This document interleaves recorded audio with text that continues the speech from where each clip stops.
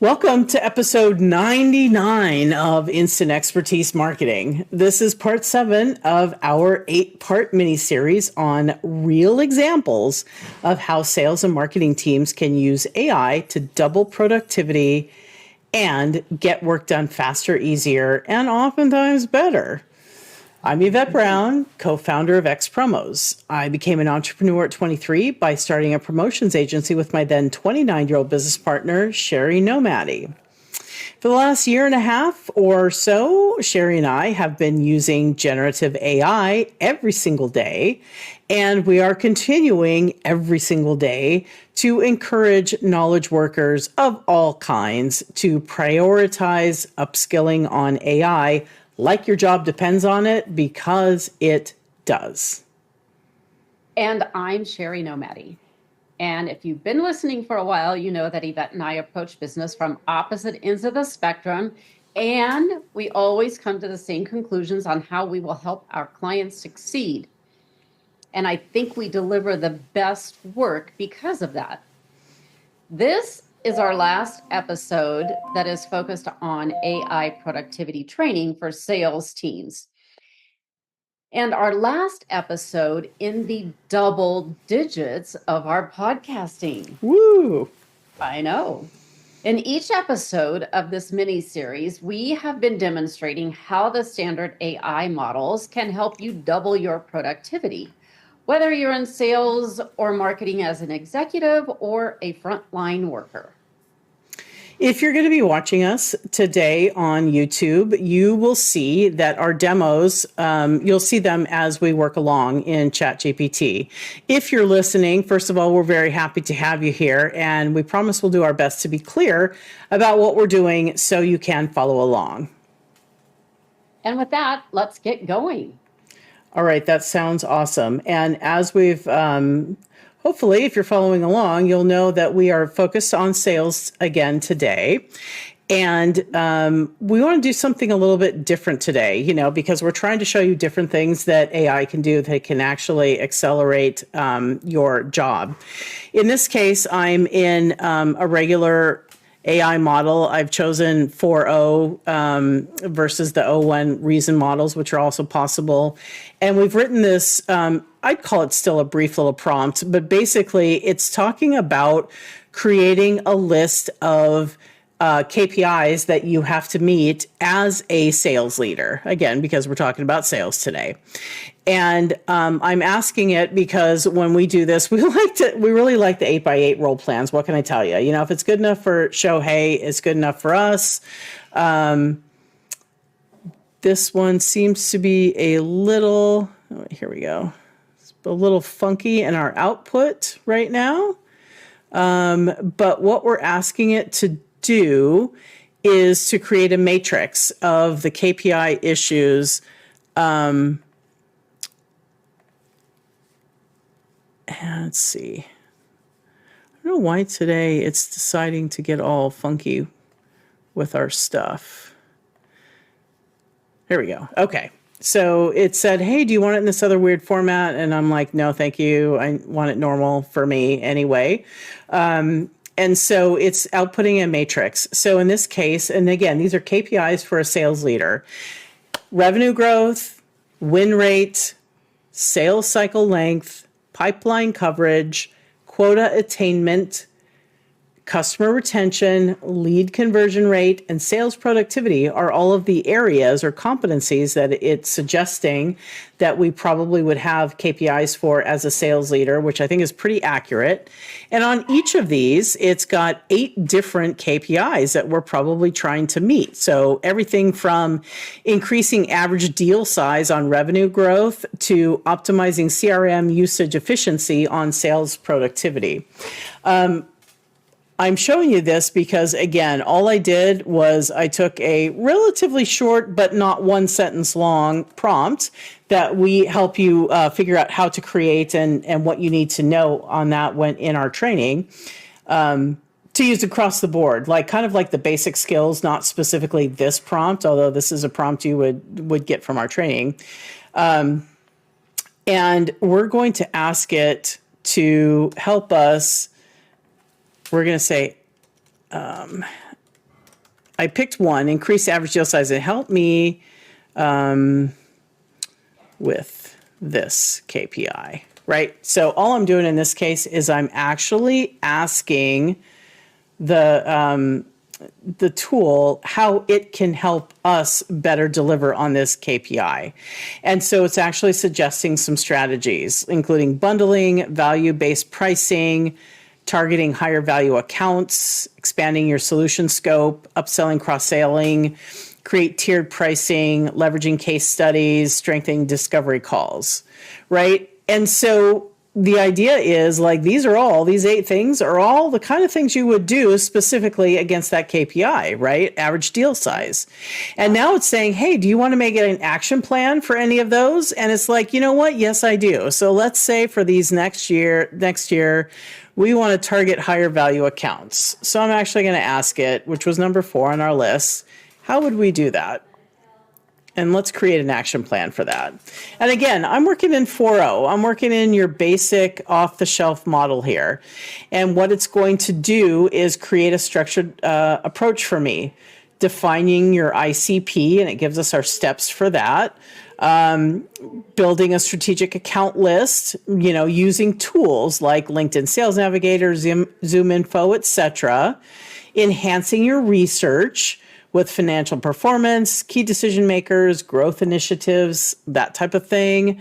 And again, suggest some tools for us like Owler and Crunchbase. Then it's suggesting we create a targeted value proposition. If you've been following along, you know that this, personalization at scale, the holy grail, is really big for sales and marketing. And one of the things AI can help us with tremendously, it's suggesting you need a targeted value proposition, right? And this is so you can create messaging that addresses specific challenges of high value accounts. And you should focus on quantifiable ROI and long-term partnership benefits. And you should create custom tailored case studies along the way. And then it talks about implementing an ABM, account-based marketing program, of course. And these could be your hyper-targeted tier 1 accounts. Those are the ones at the top of the pyramid with personalized emails, LinkedIn target ads, high-value content like white papers and ROI calculators. We do love our interactive content, just as a hot tip, and that you can use tools like HubSpot or Terminus for this. And then also you want to engage key decision makers, right? This is your C-levels or the budget holders, the key stakeholders. So you would want to focus on multi-threading, which is when you're engaging multiple stakeholders to build consensus in an organization. Maybe you want to host exclusive webinars or roundtables for these decision makers. Maybe you want to create personalized outreach on LinkedIn and email. You're going to want to add, this is step 7, offer a customized solution. Position your product or service as a tailored solution, not a one-size-fits-all. This would include value adds like dedicated support teams, pilot programs, data-driven ROI projections, and then also tracked and optimized, right? This is measuring success.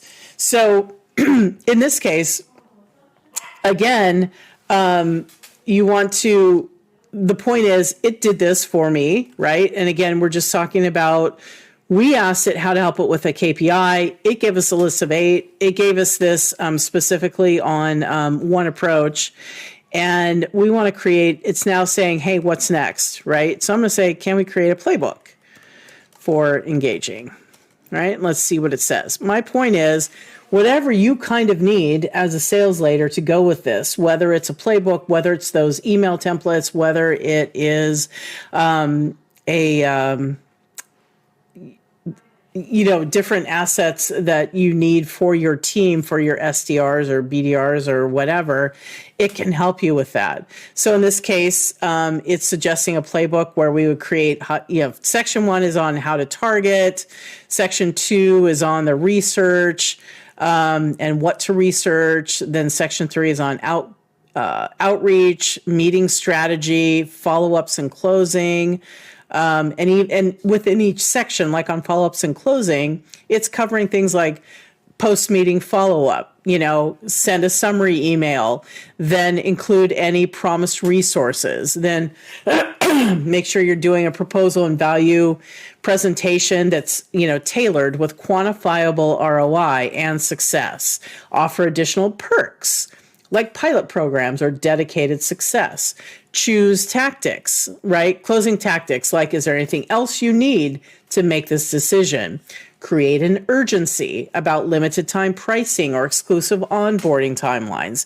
These, again, if you're an expert in this area, you know that this is all very, very appropriate, and we can ask it to build out this playbook any way we like, and that could include templates and whatnot. So the point is, if you're a sales leader and you need a new playbook for, even if it's a new playbook for a new segment or something else, AI can get you there, right, with not massive efforts. And keep in mind that I gave it very little. All I really said was that you were a sales leader. Imagine if I had put additional information in there more specific to your product, more specific to your target, more specific to, what you were trying to accomplish or deal size or anything else.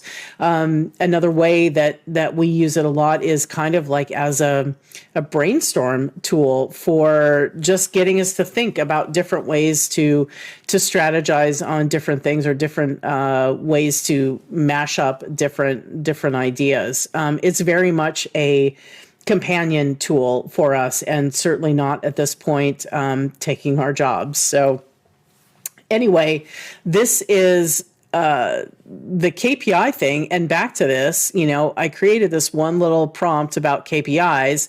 I now have this whole matrix of 64 different things. I could just do what I did for that one 63 more times and come back with some pretty amazing answers. If you think about this from a standpoint of, even if you pick 8 things that you want to do in 25, right? 2025, like 8 things that you want to focus on KPIs wise, or there's ones that is an issue, you can grab one of them and go through this exercise right here and get to some real action plans, some actual measurable action plans with approach and kind of a plan for that going forward with not a huge effort, especially in comparison to what you would be doing if you were starting from scratch or doing this by hand.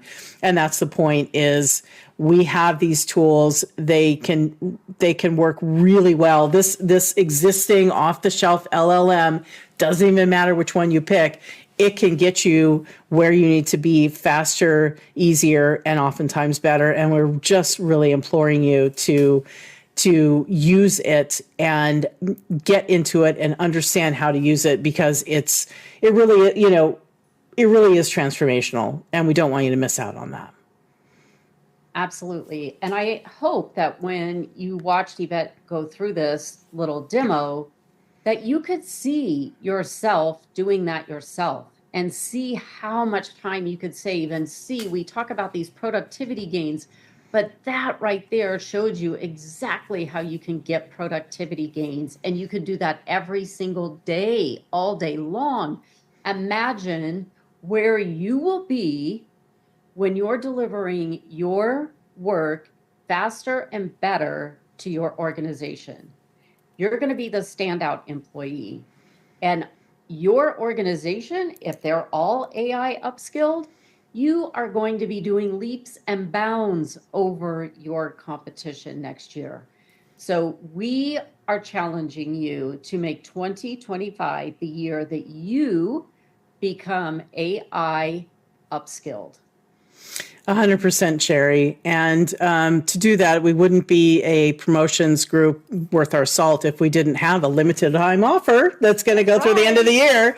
You can see the details on that in the show notes, but understand that Sherry and I are focused on upskilling the willing, as we say, and to really help folks get this, because it's going to protect you, it's going to protect your job, and it's going to move you so far further ahead. And there is still the opportunity to be the one that moves ahead. Eventually, everybody's going to get there, but I think it's going to be a while, and you've got this opportunity to shine and really get there now. So we've got a number of different ways to do that.